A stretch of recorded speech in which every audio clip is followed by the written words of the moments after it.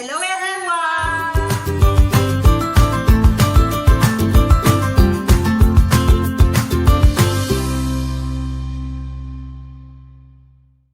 Good evening to everyone, and we are going to make something tonight. Actually, not cooking, but we'll make some shake. Melon and dates shake. Are you excited? Yes. But before that, we would like to feature our Birds. because sometimes in our videos They're you could noisy. hear, they're very noisy. You could hear bird sounds and you might be wondering, and so here they are.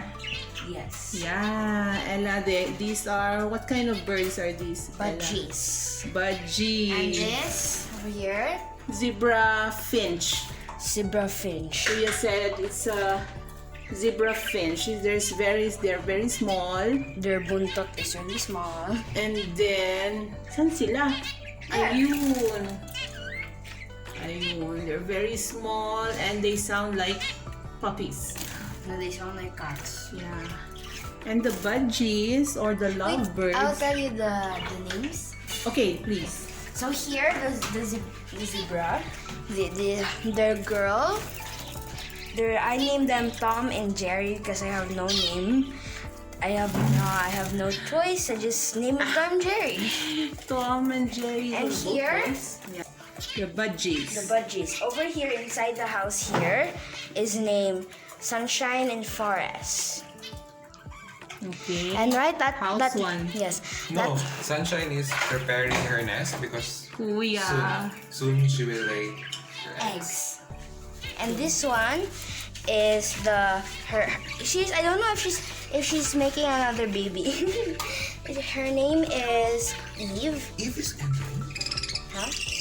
Okay, go. Eve. And over there, the bottom there is Adam. And that cute little baby bird is named Cinderella. And there is Snipey because it's always biting people. These are the chicks. These are the chicks. So how many budgies do we have? How many? You have a lot already. 5 plus 2 plus 2 plus 5 plus 2. 2. 11. These are also Ella's Nine artworks. This is her art gallery above the cages. Okay, and these are our birds, and so that's it. Which one? Our house one. Now we are According going to Feng to Shui, birds are lucky. our kitchen. And here is Kuya trying to get some food. So, ayan. So, we'll do the melon and dates shake. 1 bowl of Melon. and 1 bowl of Dates. And fresh milk. and fresh milk. I have to get the ice. I just said this. Kain na ito. Gusto ka pa? O wala, hindi ka na mag-dinner. So, ayan. Where's the spatula, Ella? Ah, okay. Ayan. So, this is 1 bowl of ice. Mahaba. Okay. Please.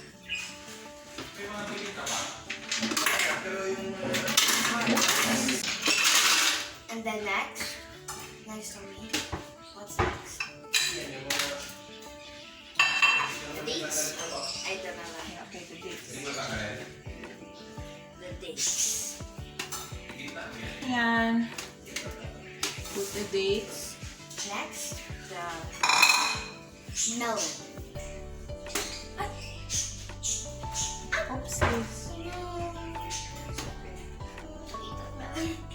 Oh, so full! Yeah, it's okay. See now.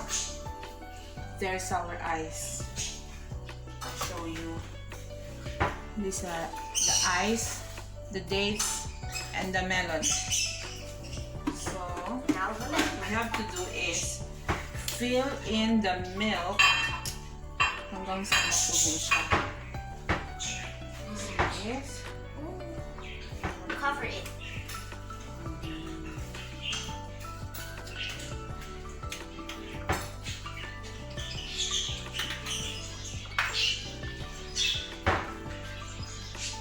almost 1 liter. Okay. And you have to cover it. Oops, oops, oops. Lock it.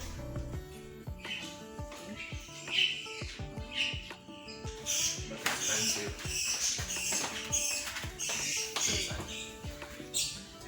Ayan.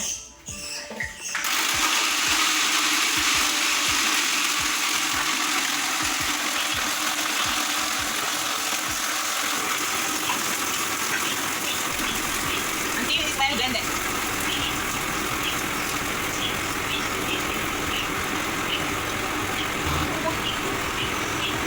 Okay, ready to go. Okay. Sure. So Ella, Unicorn cup. this is Ella's Unicorn. unicorn. And I would like to thank Mommy Joy for giving us the Dates. box of dates. Freshly picked. Ayan. Unicorn cup. Oh my god, I'm so scared. So full. Let's help from this. Ayan.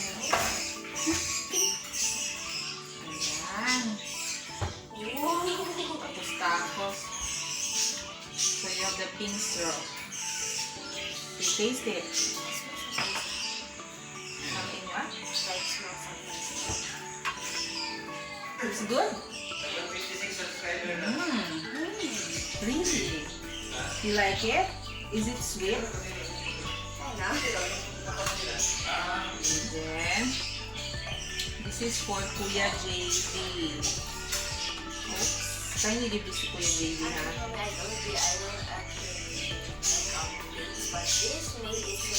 Really? See, Ella said she don't usually like the dates, but putting the dates in our shake today, she really like it. So we use the dates as an alternative for the sugar because dates is naturally sweet. And this is for Tito Iwo.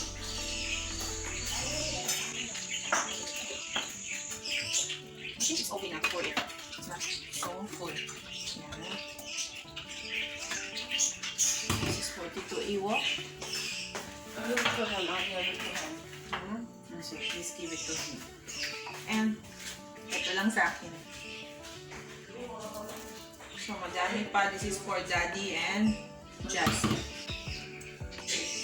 Bye-bye!